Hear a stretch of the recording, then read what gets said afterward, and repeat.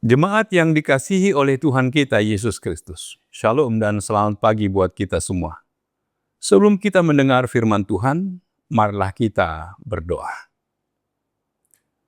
Terpujilah namamu ya Allah di dalam Yesus Kristus. Kami bersyukur di pagi ini atas anugerah Tuhan yang menyertai dan memberkati kami, sehingga memberikan hari yang baru bagi kami untuk dapat melakukan segala aktivitas kami dalam satu hari ini.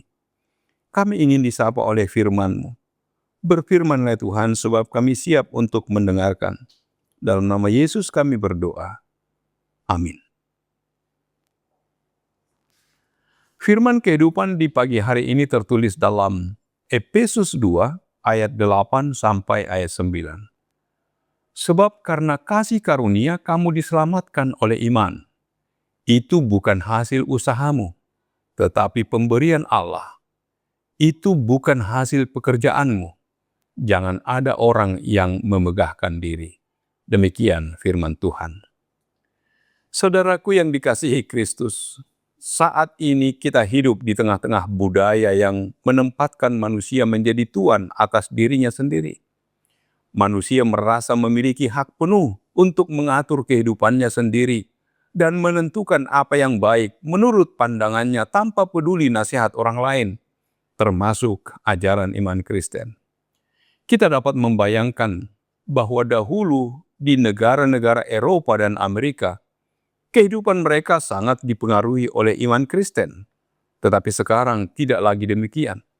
Sudah banyak generasi muda yang menjadi ateis, humanis, materialis, bahkan menjadi penganut gnostik ataupun New Age. Hal ini memberi dampak. Orang-orang yang demikian kehilangan nilai dan tujuan hidup mereka, sehingga hidupnya merasa hampa dan tidak dapat memberikan kontribusi positif bagi masyarakat sekitarnya. Kejahatan, kekerasan, keegoisan, hedonisme, korupsi, moralitas yang rendah, dan pengelolaan hidup yang tidak bertanggung jawab mewarnai hidup mereka. Hal ini tidak dikehendaki Tuhan.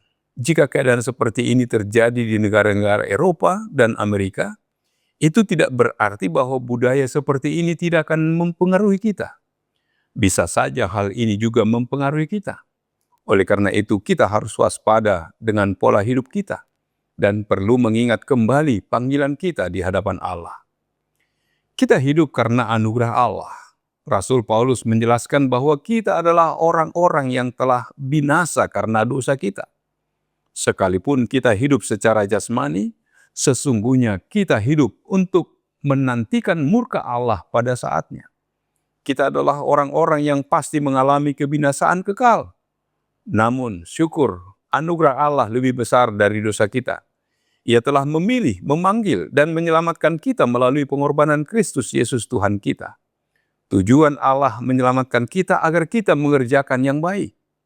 Yang baik itu berarti kita tidak lagi hidup dalam dosa dan memuaskan hawa nafsu kita, tetapi kita hidup bagi Allah dan melayani Dia.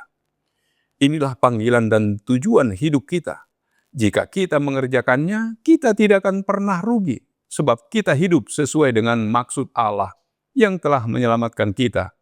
Karena itu, marilah kita terlibat bagi perluasan kerajaan Allah di muka bumi ini, melalui perubahan gaya hidup kita yang serupa Kristus dan mengambil bagian dalam pelayanan gerejawi. Janganlah dunia yang menggarami hidup kita, tetapi sebaliknya, kitalah yang harus menggarami dan menerangi dunia. Kalahkanlah ketamakan, individualisme, hedonisme, materialisme, dan gnostisisme dengan kehidupan baru dalam Kristus yang berorientasi melayani Dia. Kita diselamatkan karena kasih karunia Allah kepada kita. Semua itu tidaklah merupakan hasil usaha kita, tetapi merupakan kasih karunia Allah yang diberikan kepada setiap kita yang percaya kepadanya. Keselamatan adalah anugerah terbesar dari Tuhan, lebih dari segalanya. Dan hanya Tuhan Yesus satu-satunya jalan keselamatan. Kita adalah anak-anak Allah.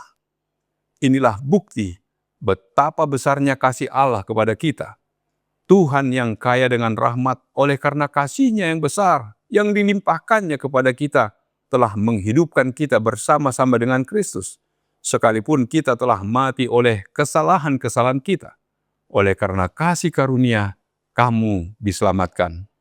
Sebab karena kasih karunia kamu diselamatkan oleh iman. Itu bukan hasil usahamu, tetapi pemberian Allah. Itu bukan hasil pekerjaanmu. Jangan ada orang yang memegahkan diri. Semua orang harus rendah hati bahwa itu semua adalah kasih karunia Allah semata. Manusia tidak dapat menyelamatkan dirinya sendiri. Allah, dialah yang telah menganugerahkan keselamatan itu kepada setiap manusia yang mau percaya kepadanya. Amin. Marilah kita berdoa. Bapa di surga, terima kasih Tuhan atas firman-Mu yang menyapa kami, mengingatkan kami, karena kasih karunia kami beroleh keselamatan oleh iman. Itu bukan hasil usaha kami, tetapi pemberian Allah.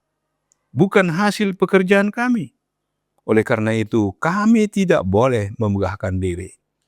Kasih karunia Allah ada pada setiap orang yang percaya. Tuhanlah yang memelihara kehidupan kami, menyertai memberkati kami dalam aktivitas kami satu hari ini.